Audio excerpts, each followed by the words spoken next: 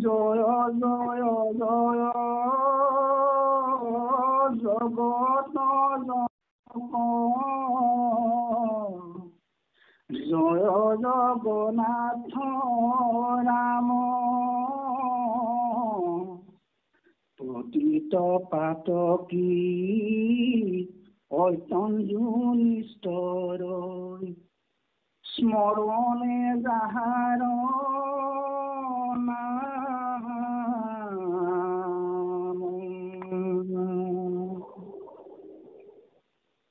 যাহাৰ আজ্ঞা কহিৰে ধৰয়াতি হৰিহৰ প্ৰজাপতি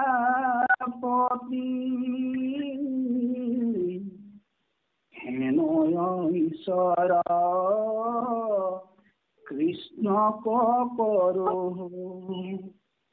সহস্ৰ কোটি প্ৰণতি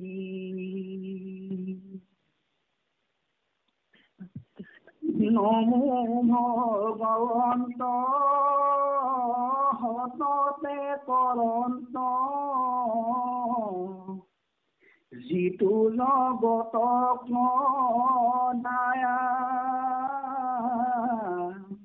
ভকতক দায়া আছে দেই সেইটো ভকতক দায়া হয় হয় কৃষ্ণ কৃষ্ণ কৃষ্ণ ভকতক দায়া সৃষ্টি স্থিতি লয় কৰন্তে আশ্ৰয় কৃপাক্ষে যাহাৰ মায়া কৃষ্ণ কণ্টেক্ট করুন হয় কৃষ্ণ কৃষ্ণ কৃষ্ণ করুণাময় রাম করি কৃপা জন্মস্থিত হয় তুমি মিঠে রাম কৃপা রক্ষণ দি তোমাৰ কৃপা বন্ধু নাহিকে দি মহাপুৰুষৰ পাইখান ভাল অষ্টখণ্ড ভাগৱতত মিনিট কৰা হৈছে দুটা ভাগত ভাগ কৰা হৈছে অষ্টখণ্ড ভাগৱতত জামিল পাইখান প্ৰথম ভগৱন্তৰ নামেৰে সমৃদ্ধ জামিল পাইখানত মহাপুৰুষ শ্ৰীমন্ত শংকৰ নিজৰ কোনো আৰু দ্বিতীয় বিকাশুৰ বছ অজামিল ভাগ ষষ্ঠ খণ্ডতে ইয়াত হেৰি কৰা হৈছে অনন্ত কুণ্ডলী লিখা গতিকে ষষ্ঠ খণ্ডত এই দুটা ভাগে আছে আচলতে বিকাশুৰ মানে মহাভকত নামৰ মহিমাৰ বিপৰীত অধৰ্ম তেজীয়া এই যে অধৰ্ম ধৰ্ম আৰু অধৰ্ম ভাল আৰু বেয়া এই বস্তুটোৰ ওপৰতে এই বস্তুটো গোটেই বস্তুটো আচলতে নিৰ্ভৰ কৰিছে জগতখন মহাপুৰুষে আমি কেনেকৈ জগতবাসীয়ে অস্বাৰ্থতা মানুহ হ'ব পাৰোঁ মানৱীয় প্ৰমূল্যবোৰ আমাক নিজৰ ভিতৰত থকা সততা অৰ্জুন আৰক্ষা কৰিব পৰা যিমান ব্যৱস্থা আছে জগতৰ প্ৰদান কাৰণ এই বস্তুবোৰ কেনেকৈ প্ৰসাৰিত কৰিব পৰা যায় সেইটো উদ্দেশ্যকে লৈ জগতৰ শান্তি প্ৰতিষ্ঠা এইবোৰ গুণেৰে সৈতে নামেৰে সৈতে জগতবাসী কেনেকৈ অস্বাৰ্থৰ মানৱীয় প্ৰমূল্যবোৰ সোমাই দিব পৰা যায় দ্বিতীয়টো শান্তি মূল লক্ষ্যটো শান্তি সেইটো কৰিবৰ কাৰণে অজামিল পাইখান লিখিছে কীৰ্তনটো বৰ্তমান এতিয়া ইয়াত দিছে অজামিল পাইখানো এটাহে দিছে নেকি অজামিল পাইখানত মংগলাচৰণটো যিসকলৰ নিৰ্ণিত এটা বস্তু মংগল আচৰণ আমি কেনেকৈ কৰিব লাগে মংগলাচৰণ নিজৰ বোলক আমাৰ গাত লাগি থকা অন্যসকলৰ কথাবোৰক সন্মুখত দেখা ভকতসকলৰ কথাবোৰক আমাৰ পাছফালে থকা লোকসকলৰ কথাই নকওঁ জগতবাসীৰ কেনেকৈ কল্যাণ হ'ব পৰা যায় সেই মংগলৰ সুমংগল আচল এটাই বস্তু আছে সেইটোৱে হ'ল ভগৱন্তৰ গুণনাম গুণনামত আশ্ৰয় যেতিয়ালৈকে আমি নকৰোঁ তেতিয়ালৈকে নিজৰ কল্যাণ ওচৰত থকা লোকসকল এই জগতত থকা ইমান লোক আছে সমস্তৰে নামটো এনেকুৱা বস্তু নামটো সিংহ বস্তু বুলি কৈছে ঈশ্বৰ কৃষ্ণৰ নাম আচলতে ব্যাপক হৈ আছে বুলি ব্যাপক হৈ আছে কেৱল সীমাবদ্ধ হৈ থকা নাই নামে নামে নামে নামে নিশ্চয় মুহুৰ জীৱনৰ নাৰদে কয় নামে নামে নামে নামে নিশ্চয় প্ৰথম কথা তিনিটা কথা দি কৈছে নামে নামে নামে নামে নিশ্চয় মুহুৰ জীৱনো নাৰদে কয় এই যে নাম নাম নাম চাৰিফালে আছে উৰি আছে নামবোৰ ইয়াত ক'ব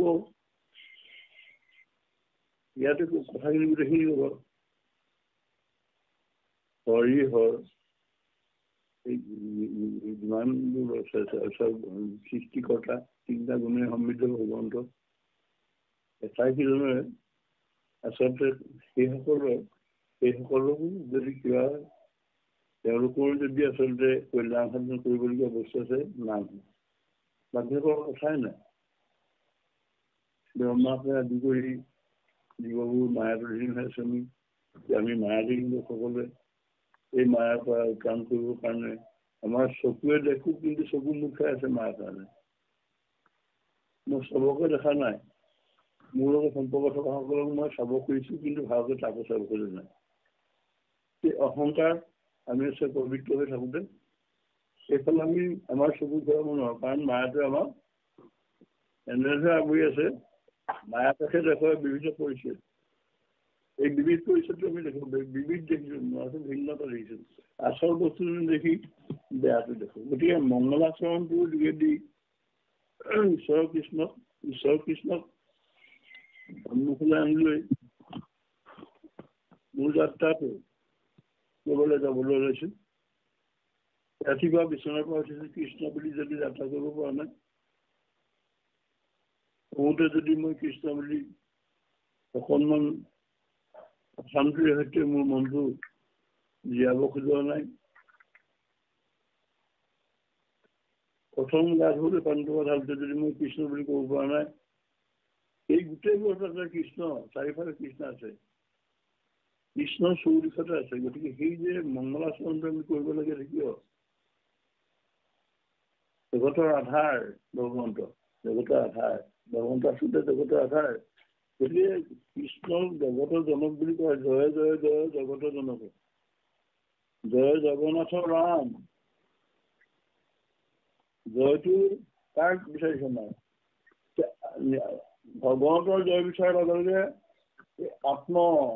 আত্মবুদ্ধি হৈছে ভগৱন্তক আমি যদি আমাৰ হৃদয়ত থকা ভগৱন্ত ৰাম নিজন ৰামতে ৰমুভি ৰাম ৰাম ৰাম ৰাম এইখিনিক যদি আমি জগাব নোৱাৰোঁ জগতৰ নাথজন ৰাম সেই ৰাম আচলতে চৌদিশে আছে যি ৰামক আকাশত দেখিছিল বতাহত দেখিছিল হৃদয়ত থৈছিল হনুমন্ত মহাভক্ত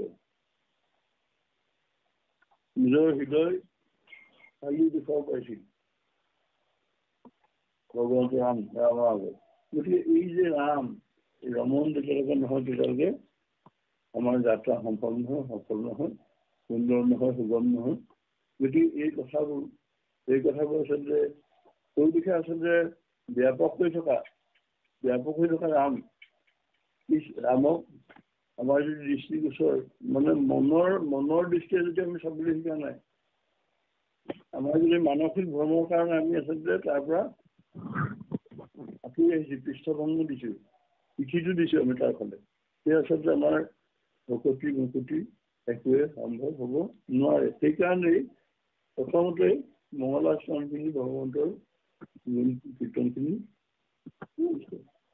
পঢ়াবোৰ কাৰণে নিজে কৰি আচলতে আপুনি আচৰি নাম আনকো শিকায় নিজে যেতিয়ালৈকে আচৰণ কৰিব নোৱাৰোঁ কাৰোবাক কোৱাৰ অধিকাৰ আমাৰ নাই উপদেশদাতা গুৰু বুলি কোৱা হৈছে হয় উপদেশদাতা গুৰুসকলৰ ধৰ্ম কি হ'ব লাগিব সেই ধৰ্ম নিজে পালন কৰিব লাগিব পালন পোষণৰ যোগেদি আচলতে আচাৰ বিচাৰ সম্ভৱ জগতৰ এই আধাৰস্বৰূপ বস্তুভাগ এৰি দিব পৰা হ'ব। নহ'লে আচলতে এইটো কোৱাটো এটা ধৃষ্টতা, জগতৰ গুৰু বুলি ভগৱানক কোৱাটো এটা ধৃষ্টতা। সেইটো হ'ব নোৱাৰে, কেতিয়াও হ'ব নোৱাৰে। মহাপ্ৰভু শ্ৰীমন্ত শংকৰে কিন্তু কোৱা নাই সেইটো। সদায় কৈ আছে যে আমি জগতৰ শিষ্য বুলি কৈছো, আমি জগতৰ শিষ্য। গুৰু শ্ৰীমন্ত শংকৰে নিজে কৈছে আমি জগতৰ শিষ্য বুলি কৈছে।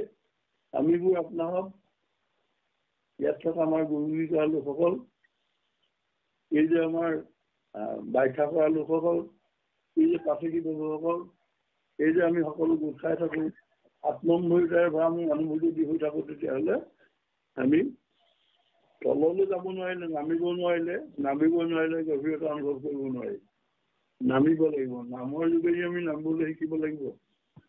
ইমান তললৈ দিব গভীৰতা যাব, সেইটোৱে আমাৰ প্ৰকৃত প্ৰশ্ন। আচলতে ইয়াত পাপৰ কথা ক'ব, পাপৰ কথা ক'ব মানে কিমান পাপ হিচাপ মৰা, হিচাপ কৰিব নোৱাৰা পাপ। সেই পাপৰ পৰা আচলতে উদ্ধাৰ হ'ব পাৰে একমাত্ৰ উপায়টো হ'ল ভগৱন্ত কৃষ্ণদেৱ। ভগৱন্ত কৃষ্ণদেৱৰ আশ্ৰয়, গুণনামত আশ্ৰয়, সেই গুণনামত আশ্ৰয়টো কেনেকৈ আমি কৰিব লাগিব। গতিকে মংগলাচৰণৰ সৈতে যাত্ৰা আৰম্ভ কৰা হৈছে। সুস্থ পুষ্ট আমাৰ জীৱন, এই সুস্থতা কিহৰ ওপৰত নিৰ্ভৰ কৰিব? মোৰ মানসিক প্ৰেমৰ ওপৰত নিৰ্ভৰ কৰিব। মানসিক প্ৰেম যিহেতু মই মোৰ হৃদয় স্তম্ভত ঘটাব পৰা নাই। হৃদয় স্তম্ভত কৃষ্ণচৰণক প্ৰেমৰ জৰিয়তে স্থান দিবলৈ কৈছে, প্ৰেম জৰিয়তে বান্ধিবলৈ কৈছে হৃদয় স্তম্ভত। যদি ঈশ্বৰক আমি গুৰু গৃহত সোমোৱাই থৈ দিওঁ, বাহ্যিক জগতখনৰ ফালে উলিয়াই আনিব পৰা নাই, কোনে নিজক আমি দাঙি নিব নোৱাৰিছো। ঈশ্বৰ নিজে নিজে আহিব। ভকতৰ মই ফুৰ পাছে পাছে, মই মহাভকতৰ ফুৰ পাছে পাছে, শব্দবোৰ আছে নে প্ৰভু আছে, কথা কৈ থাকিলে। গতিকে মই মহাভকতৰ ফুৰ পাছে পাছে যি ভগৱন্ত কৃষ্ণদেৱে নিজে কৈছে, নিজে কোৱা কথাটো বাপৰ শুনিছেনে? হয় কথা শুনি আছো। কৃষ্ণ শংকৰ ৰাম মাৰিছিল ৰাম। গতিকে এই প্ৰেম মৈত্ৰী ইয়াৰ মানে মহামহিমাৰ সৈতে ভকতসকল সেইকাৰণেই মানে উত্তীৰ্ণ হয়। ভকতসকল উত্তীৰ্ণ সেইকাৰণেই তেখেতসকল নিজকে হেৰুৱাই পেলায়। ভকতসকলে অকল নিজকে হেৰুৱাই পেলায়। তেওঁলোকৰ কথা তেওঁলোকে নাভাবে। জগতবাসীৰ কল্যাণটোৱে তেওঁলোকৰ সন্মুখত থাকে। এই সন্মুখত থকা এই মহামৈত্ৰীৰ যিটো প্ৰেম, সেইটো প্ৰেমানন্দৰ সৈতে নিজে মন্দিত নহয়। সেই প্ৰেমানন্দৰে মন্দিত হয় জগতবাসী। চৰাই চিৰিকটি, গছ গছনি, প্ৰকৃতি, আনকি শিল পৰ্যন্ত প্ৰকৃতিৰ প্ৰভাৱত শিল পৰ্যন্ত বিলি যাই গৈছে। আশ্ৰয় পোৱাৰ কথা ভাগৱতে কোৱা কথাই। গতিকে সেইটো কৰিবৰ কাৰণে আমি যদি মংগলাচৰণৰ আশ্ৰয় নলওঁ, মংগলাচৰণ আত্মভৰিতা আশ্ৰয় লোৱাটো দুটাই বস্তু আছে। এটা ভাল, এটা বেয়া, এটা আন্ধাৰ, এটা পোহৰ, এটা ৰাতি, এটা দিন, এটা প্ৰেম, এটা মানে দুঘূৰ মানে বিতৃষ্ণা, ভাল নোপোৱা, এইটো আচলতে। গতিকে এই দুটা আমাৰ গ্ৰহণীয়টো কোনটো? মংগলাচৰণ কাৰ কাৰণে আছে? ভগৱন্ত কৃষ্ণদেৱৰ কাৰণে আছে। যেতিয়া যে অতীত পাতকী অন্তৰ্জু নিষ্ঠলৈ স্মৰণে যাহাৰ নাম, নামৰ ওপৰত গুৰুত্বটো প্ৰথম দিয়া আছে। নামে নিশ্চয় মুহুৰ জীৱন নাৰদে কয়। নাৰদে দিৰন্ত চিন্তিত কোৱা, আকৌ নামানিবে কোনো পাছকচোন। নাৰদ প্ৰেম মৈত্ৰী মানে বন্ধনে নিজকে ঈশ্বৰ কৃষ্ণৰ লগত বান্ধি থৈছে। কৃষ্ণ বুলি কোৱাৰ লগে লগে তেওঁ সন্মুখত আহি, নাৰায়ণ বুলি কোৱাৰ লগে লগে তেওঁ সন্মুখত আহি ভগৱন্ত হাজিৰ হৈছে। গতিকে ভগৱন্তক আচলতে প্ৰেমটোৱে বান্ধিব লাগিব। সেই ভগৱন্ত কিন্তু বান্ধ খাব তেতিয়াহে যেতিয়া অইন বস্তু তেওঁ নিবিচাৰে, অইন একো নিবিচাৰে। বিচাৰে কেৱল মাত্ৰ নামে বিচাৰে কেৱল মাত্ৰ তেওঁৰ নাম, তেওঁৰ গুণনাম। এই গুণনাম তাহাৰো আজ্ঞাক হিৰে ভৰৈ ৰাতি হৰিহৰ প্ৰজাপতি। তিনিটা গুণ, হৰিহৰ প্ৰজাপতি, ব্ৰহ্মা প্ৰজাপতি, হৰ জীৱ, হৰি এইজন মানে পালক বিষ্ণুজন, হৰিহৰ প্ৰজাপতি। এই তিনিজনৰ মানে প্ৰণৱক দেখুৱাই সেইজন সেই তিনিজন আচলতে কৈছে যে তিনিটা গুণ, তিনিজন বেলেগ মানুহ নহয় আচলতে। সৃষ্টি স্থিতি প্ৰলয়ৰ যিটো পৰম কাৰণ নাৰায়ণ, সেই তিনিটা গুণ সৃষ্টি স্থিতি আৰু প্ৰলয়। সৃষ্টি কৰিছে মানে প্ৰজাপতি বুলি কৈছে। প্ৰজাপতিৰ যিটো গুণ সেই গুণটো হ'ল সৃষ্টি গুণ, সৃষ্টি কৰে তেওঁ। স্থিতি ৰখাই থয় কোনে? ৰখাই থয় মানে অলপ যিজন বিষ্ণু সেইজনে ৰখাই থয়। আৰু সংহাৰ কৰে কোনে? হৰ মানে শিৱ। এই তিনিজন তাতে তিনিগুণে তিনিমূৰ্তি একে ভগৱন্ত, তিনিগুণে তিনিমূৰ্তি একে ভগৱন্ত। শাস্ত্ৰৰ মানে অন্যান্য কৈছে নহয় এইটো কথা, তিনিগুণে তিনিমূৰ্তি একে ভগৱন্ত। গতিকে এজনে ভগৱন্ত কৃষ্ণদেৱৰে নাৰায়ণৰে এই তিনিটা গুণ। গতিকে বেলেগ নহয়। ভাৱনাটো আমাৰ কেৱল মাত্ৰ ভাৱনাটো কৰা হৈছে এই তিনিটা গুণ মহত্বপূৰ্ণ গুণ। এই তিনিটা গুণ আছে ঈশ্বৰ আছে। omnipotent, omniscient আৰু omnipresence। এই তিনিটা গুণ মানে সৰ্বশক্তিমান, সৰ্বজ্ঞ আৰু সৰ্বব্যাপ্ত। এই তিনিটা গুণ ঈশ্বৰৰ নাই, বাকীও নাই নহয়। এই ঈশ্বৰ কিন্তু আমাৰ হৃদয়ত আছে। নাথাকিলে আমি জীয়াই থাকিব নোৱাৰোঁ। শ্বাস প্ৰশ্বাস বন্ধ যায় আমাৰ। যদি আমিও অংশ নহয়, তোমাৰ এটা অংশ আমি যাওঁ। তোমাৰ মায়া ভগৱানী জানা, তুমি দিয়া ভকতি মুকতি কৰো সেৱা এইকে যদি সেৱা কেলে কৰিব লাগে? এইটো কাৰণতে এইকে যুগুতি এই কাৰণতে আমি কৰিব লাগে। এইকাৰণেই কৰিব লাগে যে আমি আচলতে ভগৱন্তৰ প্ৰকাশমান ৰূপটো আমি দেখা নাই। প্ৰকাশমান ৰূপ দেখা নাই। যত জীৱ জন্মমুখী অগণৱ জগতেৰিকায়া, অগণৱ জগতেৰিকায়া। এই জগতখন অগ যিমানবোৰ আছে, আকাশত শুই থকাবোৰ, বগাই ফুৰাবোৰ, যিমানবোৰ আছে, চাৰিমুঠি পানী আচলতে তোমাৰ কায়া, তোমাৰহে অংশ ভিতৰত দিয়া যাওক। গতিকে তোমাৰ কায়া, গতিকে এইটো ডাঙৰ প্ৰশ্ন। সেইটো অনুভৱী এটা দৃষ্টি লাগিব, অনুভৱী এটা মন লাগিব। আমাৰ আমি পঢ়ি থাকিম তাৰ ভিতৰত থকা যিটো বিষয় সম্বলিত যিটো মহা শক্তি, সেই শক্তিৰ আধাৰ য'ত আছে, সেই আধাৰখিনি অকণমান কণিকা এটা আমি আনিবলৈ যত্ন কৰিব লাগিব। গোটেইখিনি ক'ত আহিব পাৰিব? আহিলেতো মহামানৱ হ'ব। এতিয়া মহাত্মা গান্ধীক মহামানৱ বুলি কোৱাইছে, কেলৈ কৈছে? তেওঁক অকল ভাৰতীয় মানুহৰ কথা ভবা নাই, সামগ্ৰিকভাৱে জগতৰ যিমানবোৰ মানুহ আছে তাৰ কথা ভাবিছিল। এই যে দক্ষিণ আফ্ৰিকাত থকা সেই আফ্ৰিকানসকলৰ কথা ভাবিছিল। তেওঁক মানে ৰেলৰ পৰা বগা চাহাবে গতিয়াই উলিয়াই দিছে, তই কেনেকৈ কৰিব পাৰিবি? তথাপিতো হাঁহি গান্ধীজী নামি গৈছিল। নামি যোৱাৰ পিছত ভাবিছিল, কৈছিল হ'ব। মোৰতো উদ্দেশ্য সেইটোৱেই। মই মোৰ কাৰণটো ভবা নাই, জগতবাসী কল্যাণ কেনেকৈ কৰিব যায় তাৰ কাৰণে মই হৈছিল। তোমাত ঈশ্বৰ আছে, যে মোৰ থকা ঈশ্বৰজন তুমি দেখা নাই এতিয়াও। গতিকে তুমি আৰু তোমাৰ আৰু মোৰ মাজত পাৰ্থক্য হৈছিল। এই যে দৃষ্টিভংগী যিটো, এই দৃষ্টিভংগীটো মহাপুৰুষৰ প্ৰতিটো কথাত লুকাই আছে। মহামানৱসকলৰ প্ৰতিটো কথাত এইবোৰ লুকাই আছে চব। এই দৃষ্টিভংগীটো উদ্ধাৰ কৰাৰ দায়িত্বটো আমাৰ ভকতসকলৰ। এই দায়িত্বটো আমাৰ ভকতসকলৰ আছে। আৰু সেইবোৰ আমি সেই যে ডাঙৰ মহাপুৰুষসকলৰ কথা আমি শাস্ত্ৰ ভাগৱতত পাওঁ। সেই যে তেওঁলোকৰ হৃদয়ৰ পৰা ওলাই অহা জগত কল্যাণকৰ যিবোৰ আমি শব্দ, যিবোৰ বাণী, সেই বাণীবোৰ আমি পাওঁ। অকণমান আমি যদি গ্ৰহণ কৰিবলৈ শিকো, তেতিয়া নিশ্চয় আমাৰ কাৰণে কল্যাণকৰ হ'ব। সেইকাৰণে যি কাম কৰোঁ ঈশ্বৰত অৰ্পণ কৰিব লাগিব। যি কথা ভাবোঁ ঈশ্বৰত অৰ্পণ কৰি ভাবিব লাগিব। যি কথা কওঁ ঈশ্বৰত অৰ্পণ কৰিব লাগিব। যি বস্তু খাওঁ ঈশ্বৰত অৰ্পণ কৰি দিব লাগিব। মোৰ পৰা বস্তু নাই। মই মোৰ ভাৱে নিজক নিক্ষেপ কৰে বুলি কৈছে। আপোন নাখন এইবোৰ চব। মই মোৰ ভাৱটো আচলতে আপোন নাখন, নিজক নষ্ট কৰা। এইটো আচলতে মি এণ্ড মাইণ্ড। এইটো আচলতে এইটো ৰহস্যৰ কথা। ৰহস্য কি? আমি নজনা বস্তুকে ৰহস্য বুলি কোৱা হয়। যিটো আমি নাজানো সেইটো আচলতে ৰহস্য।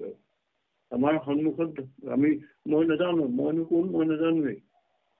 মই ৰজনী দত্ত বুলি কওঁ, মই মণ্ডপ মাৰি আছো।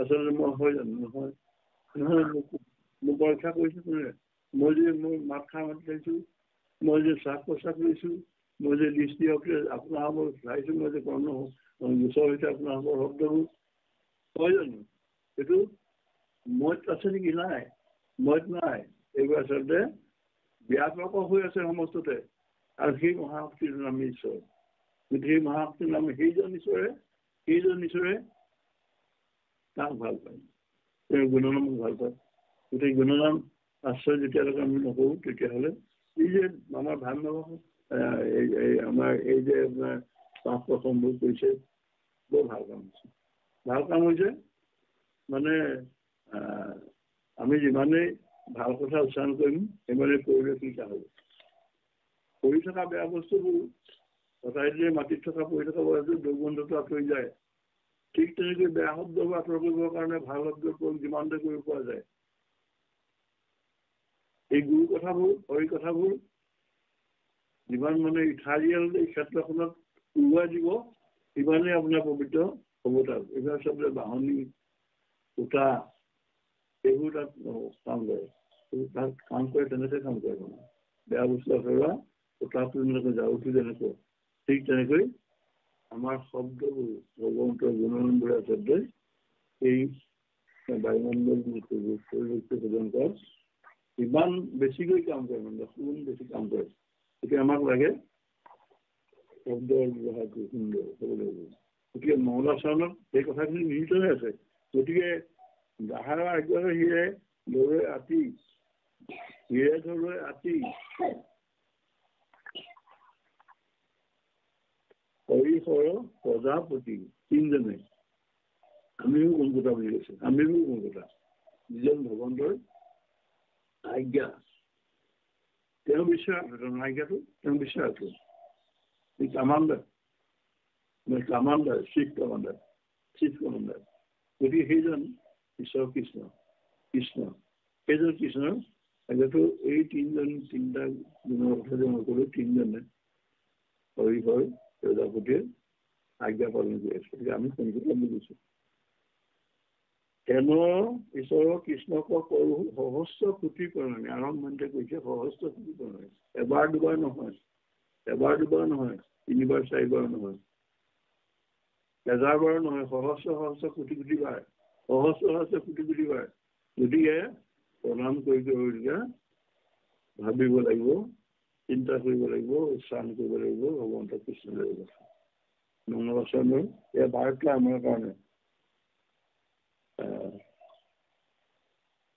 এইখিনিকে বলে বাৰু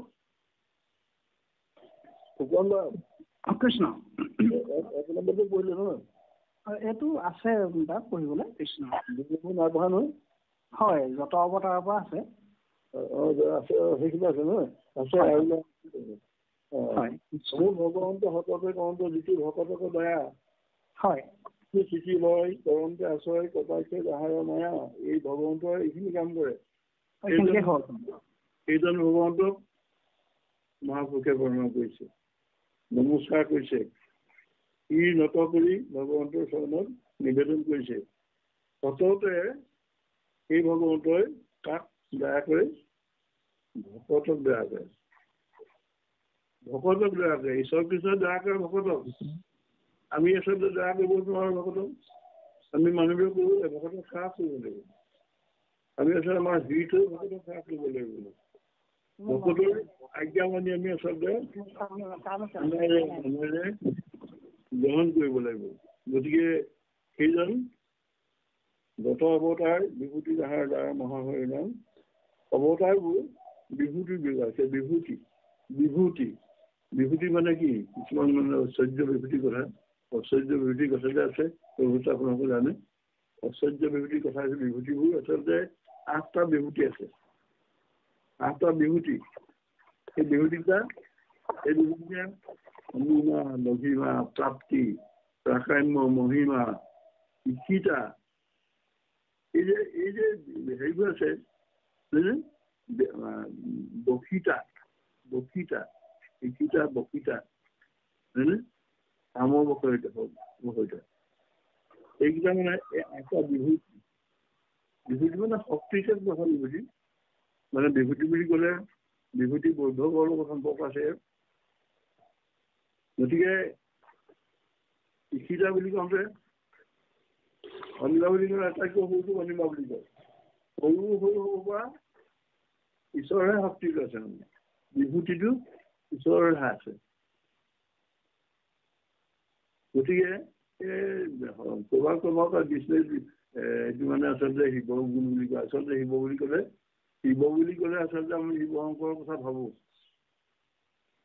বোধ কৰোঁ আমাৰ অভিধান পঞ্চমসকলেও শিৱৰ কথা ভাবিছে সেইজন শিৱৰ কথাই ধৰিছে সেই শিৱটো আচলতে শিৱ মানে আচলতে কল্যাণময় ভগৱন্তৰে কল্যাণকাৰক সেইটো একমাত্ৰ গতিকে সেই আঠটা বিভূতি আচলতে ভগৱন্ত কৃষ্ণহে আছে বাকী অকণমান নাই আৰু সৰু হ'ব পাৰে কেৱল মাত্ৰ অনিমা বুলি কৈছে একেবাৰে সৰু একেবাৰে সৰু যে নাকৰ সময় যে হেৰি আহিছিলে ঈশ্বৰ কৃষ্ণই মানে উদ্ধাৰ কৰিবলৈ যাওঁতে হেৰি পৃথিৱী উদ্ধাৰ কৰিবলৈ যাওঁতে যিটো অৱতাৰ ধাৰণ কৰিছিলে অৱতাৰৰ মুখতে হেৰিয়ে খেদি ফুৰিছিলে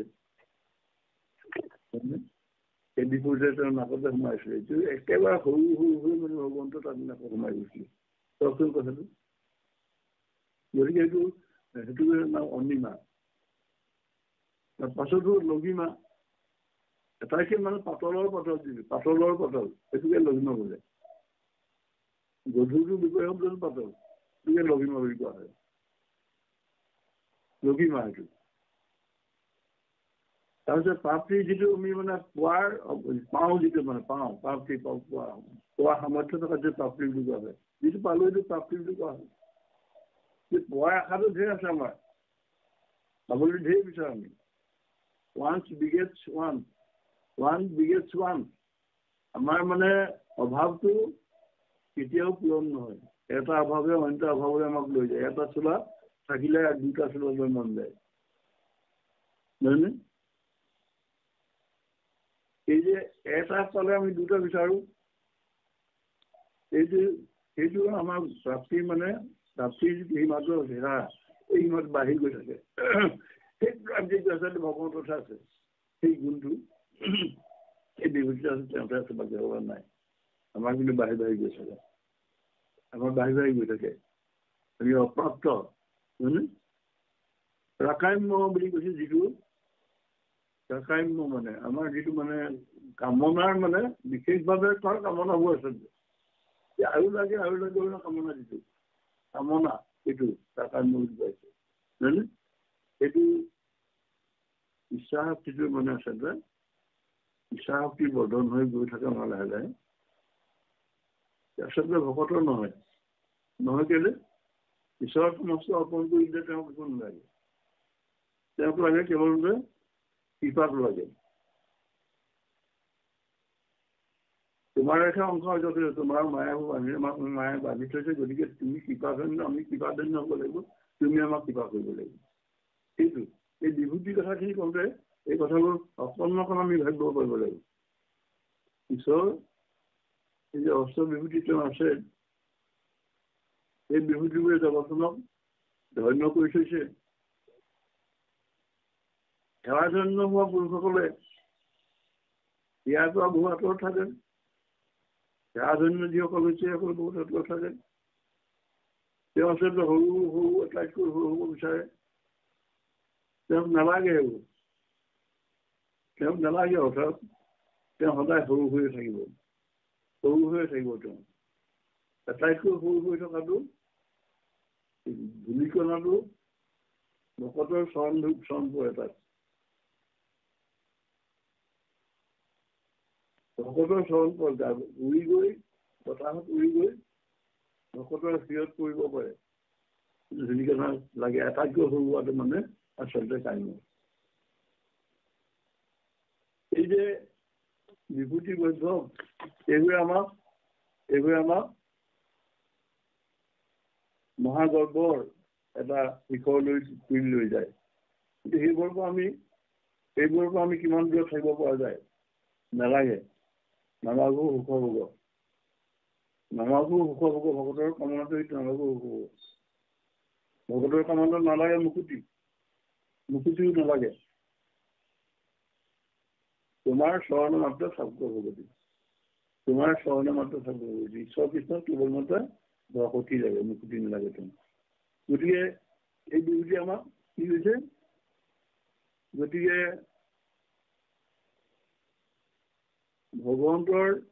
ভগৱন্তৰ অষ্টবিভূতিৰ সৈতে বিভূষিত সমস্ত জগতখন তেওঁৰ আৰু আমিবোৰ একোটি অংশ প্ৰভু তোমাৰ কৃপা গুণেৰে তোমাৰ কৃপা ৰসেৰে এই জগতখনকে ধন্য কৰা প্ৰভু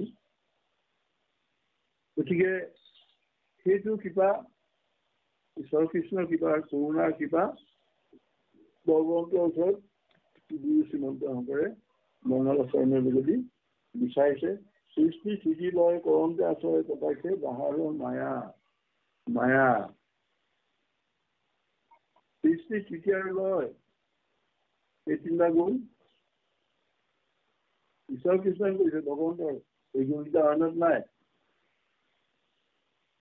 আমি মানে ঘৰ এটা বনাই সেইকেইটা মানে বহুত ডাঙৰ কাম কৰি বুলি ভাবিছো মটৰ এখন মানে আমাতকৈ ডাঙৰ জনা মানুহ নাই বুলি ভাবিছো ফটো এটা ধৰকাৰকে আমি ভাবিছো আমাতকৈ ডাঙৰ মানুহ নাই কিন্তু গোটেই সমস্ত জগতখন সৃষ্টি কৰাজন নাম ভৱ তেওঁৰে ভৱটো আছে ভৱ এই মহাশক্তি তেওঁহে আছে তেওঁ সেই ভৱৰ যুক্ত তেওঁ এই মহাশক্তি আছে তেওঁ যুক্ত হৈ আছে আমাৰতো নাই হয় আমি অকণমান গান এটা গাই দিব পাৰোঁ তাত মানে সুৰ এটা দি দিব পাৰোঁ লয় এটা দি দিব পাৰোঁ জানিবও জানো ভালকে আচলতে সেই গুণটোৱে সৰ্বস্ব নহয় সৰ্বস্ব নহয়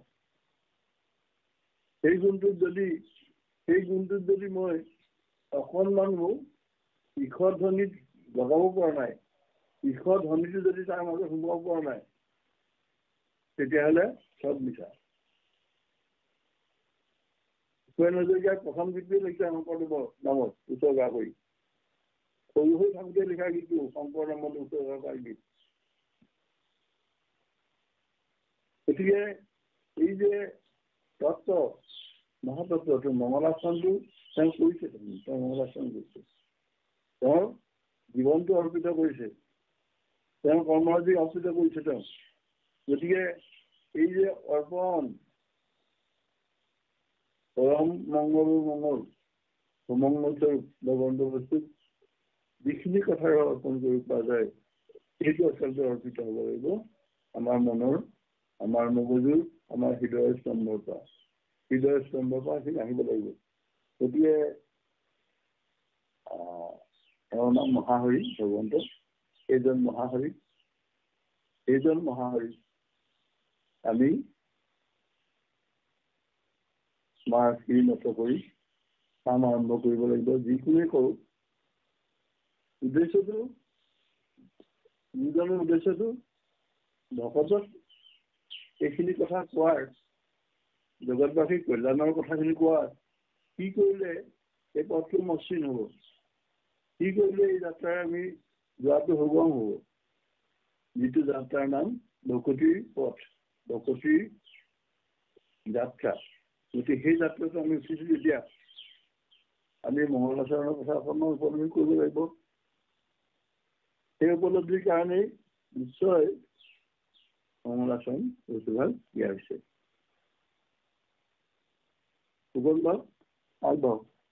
কৃষ্ণ যত অৱতাৰ বিভূতি যাহাৰ যাৰ মহাহৰি নাম হেনয় ঈশ্বৰ কৃষ্ণ কৰো সহস্ৰ কোটি প্ৰণাম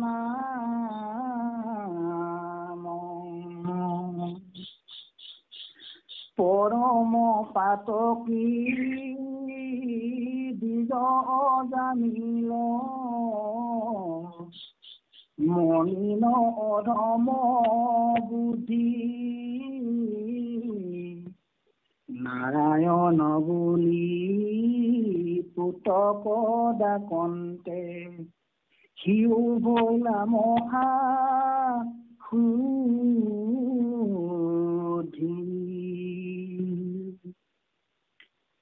পাপত নিস্তৰি সংসাৰ কতৰি পাইলা বৈকুণ্ঠত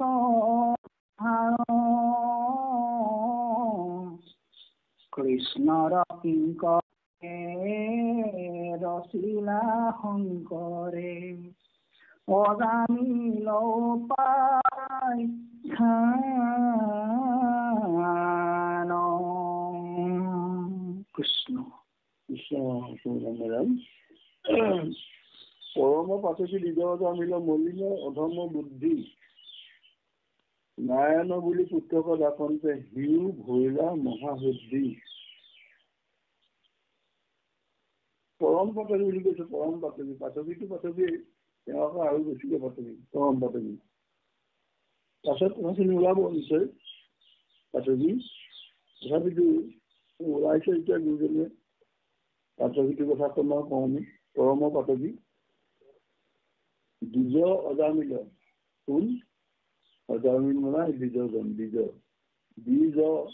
দ্বিতীয় জন্ম যাৰ আছে সেইখন দ্বিজ বুলি কোৱা হয়। দ্বিতীয়বাৰ যি জন্ম হয় সেইজন আপোনাৰ দ্বিজ বুলি কোৱা হয়।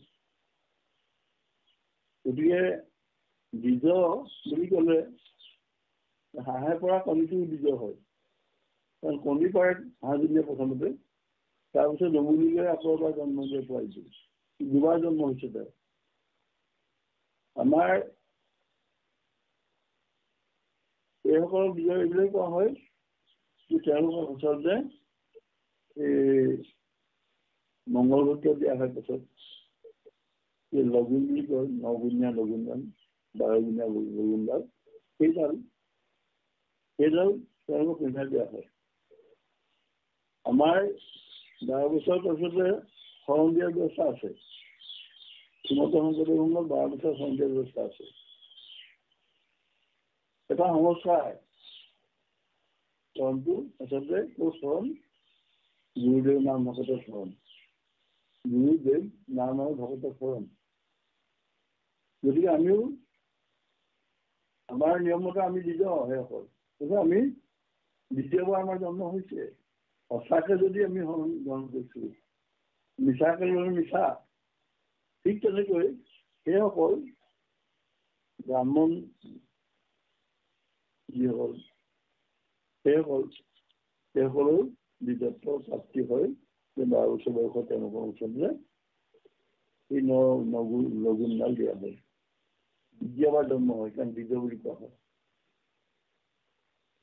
দ্বিতীয়বাৰ জন্ম হৈছে তাৰমানে মাতৃগৰ্ভৰ পৰা নহয়, দশ সংস্কাৰ এটা সংস্কাৰ এইটো, হিন্দুসকলৰ দশ সংস্কাৰ এটা সংস্কাৰ দ্বিজত্ব প্ৰাপ্তিটো। গতিকে এই দ্বিজ অজামিল এজন দ্বিজ আছিল, ব্ৰাহ্মণ আছিল। তেওঁ পৰম পাতকী হ'ল, কেনেকে হ'ল পৰম পাতকী? সেইটো মানে অজামিলৰ পূৰ্বজন্মৰ কথন, আচলতে পূৰ্বজন্মৰ কথাখিনি ক'ব, পূৰ্বজন্ম কেনেকে আছিল তেওঁ। গতিকে সেইটো অজামিল শেষ বিপ্ৰ অজামিল মন্দমতি কবহিল সুস্থভাৱে সমৰি তোমাৰ কৰ্ম বন্ধ কৰিলা বৈকুণ্ঠে পাইলে বাস, ইটো অতি বিদিত সংসাৰ। এইটো আমাৰ মহাপুৰুষৰ এটা মানে বৰগীত। এক বিপ্ৰ মন্দমতি পাবহিল, তেওঁ মন্দমতি, মনটো একেবাৰে তেওঁ বেয়া, মন্দ, তেওঁৰ চিন্তা শক্তি একেবাৰে বেয়া, তেওঁৰ ভাৱনা শক্তি একেবাৰে বেয়া, মতিটো তেওঁ বেয়া কাৰণে, আৰু তেওঁৰ গোটেই মনটোত পাপেৰে ভৰা, পাপ ভাল আৰু বেয়া দুটা সদায়। গতিকে পাপহিত মনটো তেওঁৰ মন্দ, বেয়া, সদ্গুণ নাই, তাত বেয়া গুণে আছে। গতিকে তেওঁৰ দেউতাক আছিল, মাক আছিল বৃদ্ধ পিতৃ মাতৃ। তেওঁ নিজে সন্তান, তেওঁ বিবাহিত ল'ৰা ছোৱালী আছিল, সেইবোৰ চব এৰিলে। দেউতাকৰ কাৰণে যজ্ঞ কাষ্ঠ আনিবলৈ গ'ল। যজ্ঞ কাষ্ঠ বিচাৰি গ'ল তেওঁ। যজ্ঞ কাষ্ঠ বিচাৰি হোম কৰিবৰ কাৰণে লগা কাঠ, আমংকা আদি কৰি কাঠবোৰ যজ্ঞ কাষ্ঠ বুলি কোৱা হয়। গৈ দেখিলে অকণমান এই হাবিত থকা গছ, আমৰ ডাল কাটিবলৈ গৈ দেখিলে এটা বৰ ধুনীয়া ফুল পদুম ফুল ফুলি থকা পুখুৰী, তাৰ কাষত এটা জুপুৰিটোৰ ঘৰত মানুহবোৰ অহা যোৱা কৰি থকা দেখিছে। দেখি মন গ'ল, কি আছে চাবলৈ মন গ'ল যাবলৈ। মন গৈ চাই দেখিলে যে মানুহবোৰ সোমাইছে কিয়? নিজৰ সোমাইছে বুলি মন গ'ল, এবাৰ সোমাই যাব হয়। ইয়াত এগৰাকী লিপ কইনা আছে, সুন্দৰী তিৰোতা আছে। গতিকে আচলতে সেইকাৰণে মানুহবোৰ অহা যোৱা কৰি আছে। তেওঁ সোমালে। অজামিল সেইগৰাকী সুন্দৰীৰ লগত মানে পতিত হ'ল। আৰু এনেকুৱা ধৰণে মগ্ন হৈ পৰিল তাত। দেউতাকৰ কথা, বৃদ্ধ পিতৃৰ কথা পাহৰিলে, বৃদ্ধা মাতৃৰ কথা পাহৰিলে, নিজৰ পত্নীৰ কথা পাহৰিলে। যজ্ঞ কাষ্ঠ আনিবলৈ গৈ তেওঁ নাহিলে আৰু সেইগৰাকীকে তেওঁ পত্নী ৰূপে গ্ৰহণ কৰিলে। পুনৰ তাতে তেওঁ মানে সন্তান জন্ম হ'ল। এটা দুটাকৈ সন্তানৰ পিতৃ হ'ল। একেবাৰে সৰু ল'ৰাটোৰ নাম থলে নাৰায়ণ নাম থলে। এতিয়া ভৰণ পোষণ দিব লাগে। তেওঁ আচলতে বেয়া কাম কৰি ভৰণ পোষণ দিবলৈ গৈছিল। সৎ উপাৰ্জন তেওঁৰ নাইকিয়া হ'ল। অসৎ উপাৰ্জন তেওঁৰ আচলতে কৰিবলগীয়া অৱস্থা হ'ল। ভাৰ্যা পুত্ৰসকলক ভৰণ পোষণ দিবৰ কাৰণে সেই অৱস্থা তেওঁ কৰিলে। গতিকে শেষত উপায় নাইকিয়া হ'ল। উপায় নাইকিয়া হৈ তেওঁ কি হ'ল, সৰু ল'ৰাটোৰ লগতে আছে। সৰু ল'ৰাটোৰ লগতে আছে নাৰায়ণ। তেওঁক আটাইতকৈ সৰুত বাঢ়ে আৰু মৰমটো আচলতে পিতৃ মাতৃৰ সৰুত বাঢ়ে আৰু ডাঙৰটো বাঢ়ে বুলি কয়। সংসাৰৰ কথা এইটো। সৰু পুত্ৰৰ মৰমটো বাঢ়িলে। তেতিয়াই নাৰায়ণ আহ, নাৰায়ণ বহ, নাৰায়ণ খা, এইটো কৰ চব নাৰায়ণ নামটো উচ্চাৰণ কৰি থাকে। নাৰায়ণ নাম আচলতে ভগৱন্তৰ নাম। নাৰায়ণ নামটো ভগৱন্তৰ নাম। একবিপ্ৰ অজামিল মন্মমূল্য পুত্ৰভাৱে সময় তোমাৰ। এই কৰ্মবন্ধৰ ফলত তেওঁ হৈছিল যে কৰ্মবন্ধ।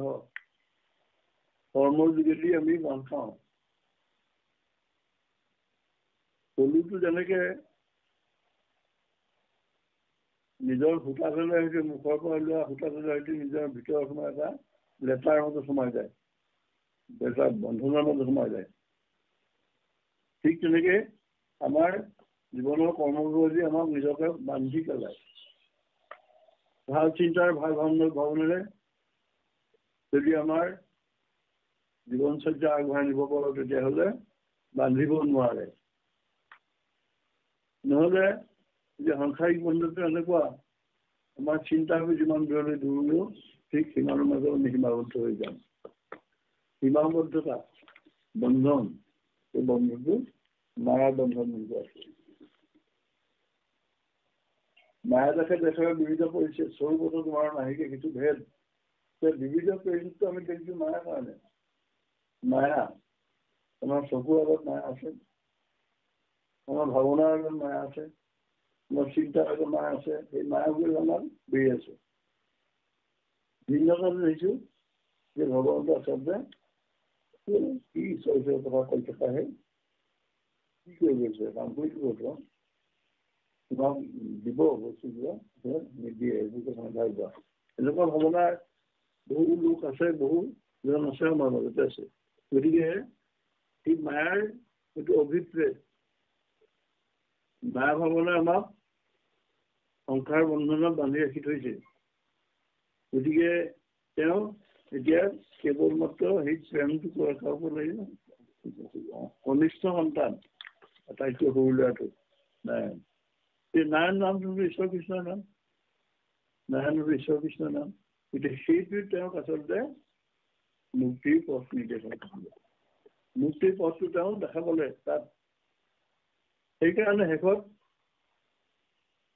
তেওঁক মানে জমদূতসকল আহি যেতিয়া যিহতু বাস কৰি ল'লে ভৰাই লোৱাৰ পিছত সেইখিনি সময়তো নাৰায়ণ এশ নাৰায়ণ বুলি তেওঁ আহো নাৰায়ণ বুলি দেখিলে যে বৰ কষ্ট এইবুলি মাত্ৰ মাতি দিয়াৰ লগে লগে বিষ্ণুদূত আহি পালে গতিকে বিষ্ণুদূত মানে ঈশ্বৰ কৃষ্ণৰ দূত আৰু সঞ্জীৱনীপুৰৰ পৰা পঠিওৱা সেইসকল দূত তেওঁ সঞ্জীৱনী যিজন মানে গৰাকী যম দেৱতা সেই নিয়ম কৰে মানে ৰজাসকলক মানে বান্ধি ৰাখে নিয়ম কৰে ভাল ফল ভাল কাম কৰিব ভাল ফল দিব বেয়া কাম কৰাব বেয়া ফল দিব যম নগৈ সঞ্জীৱনী কৰি নিব গতিকে সেইটো বান্ধে গতিকে সেইটো তেতিয়া তেওঁৰ মুক্তিটো কেনেকৈ হৈছিলে বাৰু এই কথাখিনি পাছত দীঘলীয়াকৈ ক'ব গোটেইখিনি কথা গতিকে মলিন অধৰ্ম বুদ্ধি পৰম পাঠকে দিগজাৰ মিলত মলিন অধৰ্ম বুদ্ধি নাৰায়ণ বুলি পুত্ৰ পদাকন্তে সিও ভৈলা মহাশুদ্ধি পাপেৰে ভৰা তেওঁ চব পাপ বাটত গৈ মানুহ মাৰে ডকাইত কৰে চুৰ কৰে চব কৰে কাৰণ সংসাৰ চলাব লাগিব চলাব লাগিব এধম তেওঁ তাইতকৈ তলৰ নিকৃষ্ট চিন্তা তেওঁ গতিকে পাপতো নিশ্চয়ই সংসাৰ কৰি পাইলা বৈকুণ্ঠত স্থান পঢ়া নাই নেকি কৃষ্ণৰ যুগেৰে ৰচিলা শংকৰে অজামিল উপাখ্যান গতিকে কৃষ্ণৰ কিংকৰ ভগৱন্তৰ মানে সেৱক গুৰুজনে নিজকে কৈছে গতিকে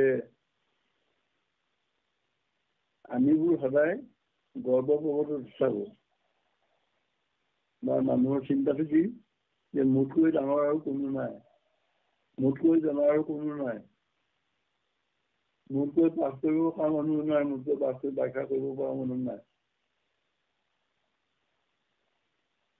চব কাম মইহে জানো এইটো আত্মম্ভৰিতা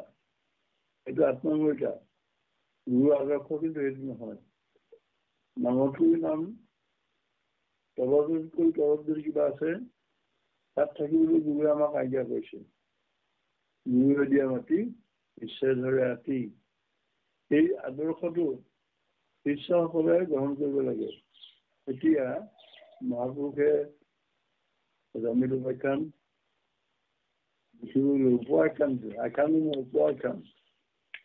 আখ্যানৰো সৰু আখ্যানটো সৰু আখ্যানবোৰ ডাঙৰে হয়নে এইটো উপাখ্যান গতিকে এই উপাখ্যান লিখিবলৈ যাওঁতে এনে এজন ব্যক্তি কথাৰে সেইটো উপাখ্যানটো সমৃদ্ধ কৰিছে যিজন মন্দবুদ্ধিৰ লোক বুলি কোৱা হৈছে মন্দবুদ্ধি এইকাৰণেই যে জন্মদাতা পিতৃ মাতৃক তেওঁ পাহৰি গৈছে তেওঁ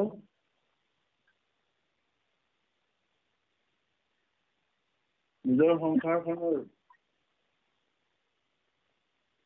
সমৃদ্ধিৰ কাৰণে নিজৰ সংসাৰখন পাতিবৰ কাৰণে বিবাহিতা তিৰোতাগৰাকী পাহৰি গৈছে এই যে দুষ্টাৰমণিৰ প্ৰেমত পৰি মায়াত পৰি তেওঁ নিজকে তাৰ লগত মজাই পেলাইছে কিন্তু সেইজন